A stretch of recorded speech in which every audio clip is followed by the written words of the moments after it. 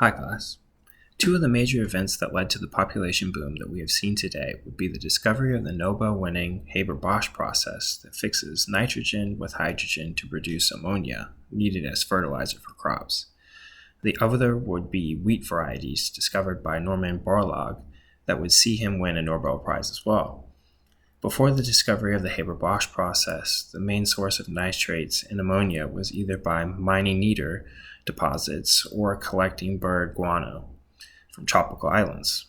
It was thought that the world's supply of niter deposits and guano was not enough to satisfy demand, so another process was sought after. In 1909, Haber demonstrated his process and it was purchased by a German chemical company. This process was refined on an industrial scale.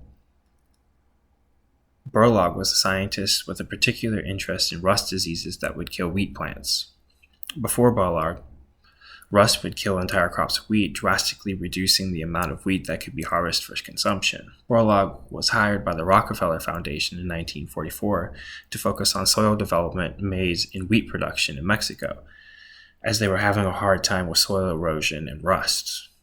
Through his practices, Borlaug discovered that he could produce wheat that was short enough to not collapse under its own weight due to the artificial nutrients supplied to the soil, and was also resistant to common forms of rust that were seen at the time. Borlaug's new semi-dwarf, disease-resistant variants changed the potential yield of spring wheat dramatically. By 1963, 95% of Mexico's wheat crops used the semi-wheat dwarf varieties developed by Borlaug. That year, the harvest was 6 times larger than in 1944, the year Borlaug arrived in Mexico. Mexico had become fully self-sufficient in wheat production and a net exporter of wheat after being a net importer before. Borlaug would go on to see success in Pakistan and India as well. Yields in Pakistan almost doubled from 4.6 million tons in 1965 to 7.3 million tons in 1970. India saw yields increase from 12.3 million tons in 1965 to 20.1 million tons in 1970. Artificial nutrients for the soil and new strains of disease-resistant wheat yielding higher wheat concentrations were the production of technology, though. If the ramifications of industrial agriculture have resulted in the level of soil degradation that it has in today, I think it's going to be difficult for the world's population to almost double by 2150.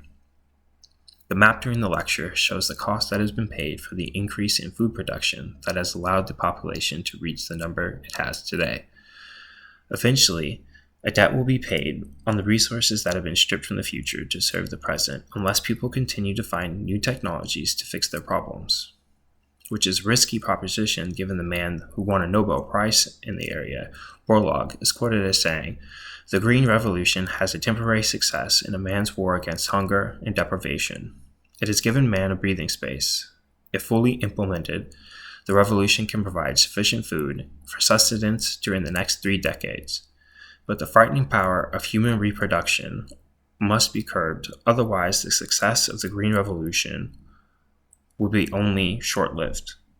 The population numbers seen today were obtained through technology and science, not through nature. And for these numbers to continue, people will have to continuously make new technologies. Now, this might be possible, but it might not also. Thank you, class.